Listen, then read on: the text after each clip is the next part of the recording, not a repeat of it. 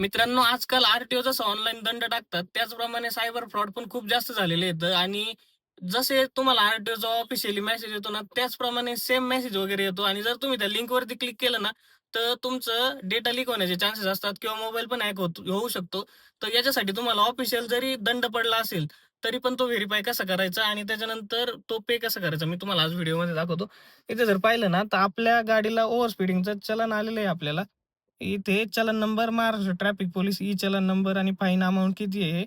इथे जर पाहिलं तर आपल्याला हा चलन नंबर कॉपी करायचा आहे. त्यानंतर Chromeवरती जाऊन आहे ना आपल्याला ई चलन असं सर्च करायचंय.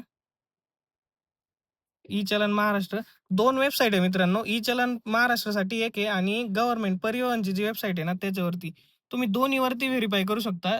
एखाद्या वेळेस इकडे किंवा तिकडे दोन्हीपैकी एखाद्या ठिकाणी आपल्याला चलन पडलेलं असू शकतं. जर ते खरं असेल तर. इथं आपल्याला ई-चलन महाराष्ट्रासाठी आहे.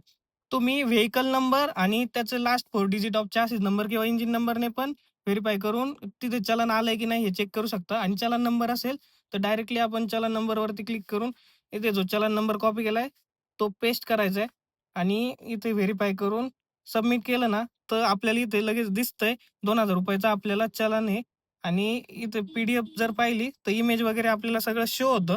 आणि हे खरंच चलन आहे, हे आपल्याला या गोष्टीवरून कळतं. बाकी जर तुम्ही फेक जर असेल, तर इथे कसलाही डेटा शो करणार नाही. त्याच्यामुळे कसल्या वेगळ्या मेसेजला बळी पडू नका आणि अशाच इन्फॉर्मेटिव्ह व्हिडिओसाठी तुम्ही आपल्या ऑटोकॅन मराठीला पेजला नक्की फॉलो करू शकता. धन्यवाद.